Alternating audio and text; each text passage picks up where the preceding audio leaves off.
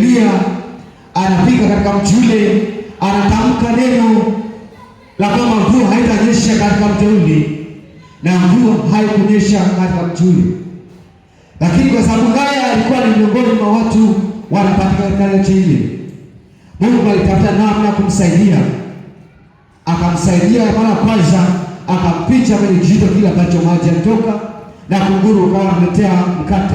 Lakini kwa sababu ya mvua haikunyesha katika Sirius, ikapita tena majira, mvua haijanyesha, Mungu akamwagiza aende katika mji mmoja wa Sarepta.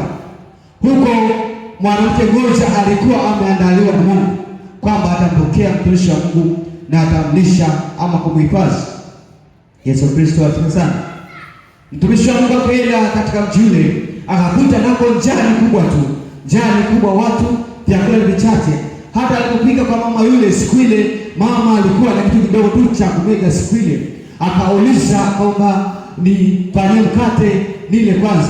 Akasema mama yule, hata mkate ndani hamna, bali kuna unga kidogo ambao nilikuwa nataka nijiandae majira haya, nikatafute kuni mbili nipike kwa ajili ya mwanangu tule tufe. Yesu Kristo asifiwe sana. Haleluya. Mama huyu anasema uhalisia mambo yake kwamba sina option iliyobaki, ni kwamba kwa unga uliobaki ndani yetu ni kidogo, nao ndio ule ambao nataka nimwandalie mwanangu na mimi tule, tusubiri namna mauti itatupata. Lakini mtumishi wa Mungu akasema, yule mama yule kwanza alisema, kama Mungu akuheshimu, sina mkate ndani. Yesu Kristo asifiwe sana. Kuna watu tu kwa kuona biashara chao, kwa namna wanavyoongea kwa unako, unajua huyu ni mtumishi wa Mungu. Kwa hiyo Elia alipofika kwa mama yule mama tu alipotazama akasema, kama Mungu wako heshimu, ndani mwangu sina kitu cha kukupa kwa habari ya mkate, ninao unga mdogo. Lakini Elia akasema, unga huo mdogo unao, anza kunipikia mimi na kisha utapikia mwanao.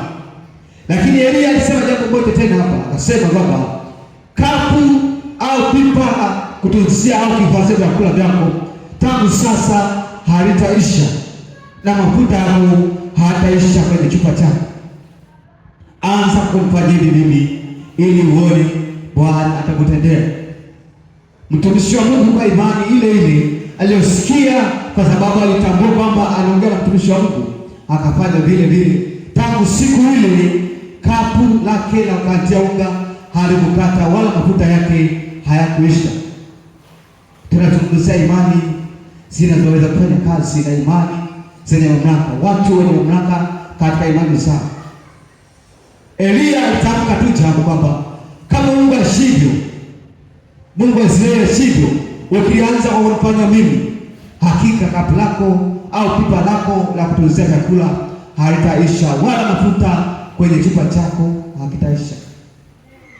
Na kweli mama yule alifanya vile, mafuta na vyakula vyake ambavyo alitoa kutoka siku ile hakuweza kukatika kwenye sehemu yake ya kukandia unga. Tunajifunza jambo gani? Kuna imani zilizofanya kazi, zilizotengenezwa kwa muda mrefu na watu wenye mamlaka juu ya imani zao. Kwa hiyo imani yako inabidi uifanyie kuwa imani yenye mamlaka kutamka vitu vikao. Lakini pia usiwe mgumu kuamini, usiwe mgumu katika kuamini. Mama huyu alikuwa mgumu kwenye kuamini, ingetokea siku ile angepika tu chakula chake na angengoja kufa. Lakini alivyoamini kwamba amesema ni mtumishi wa Mungu, alipofanya vile, toka siku ile vyakula vyake havikwisha wala mafuta hayakwisha. Alipanda vitu mpaka siku ile mvua inanyesha. Kwa hiyo hata wewe kukwambia kwamba usiwe mgumu katika kuamini, lakini pia kwenye imani yako ulionayo zidi kuchochea ikawa ni imani yenye mamlaka ya kutamka vitu vikao. Haleluya. Yesu ni Bwana. Soma kuanzia mstari wa 17. Soma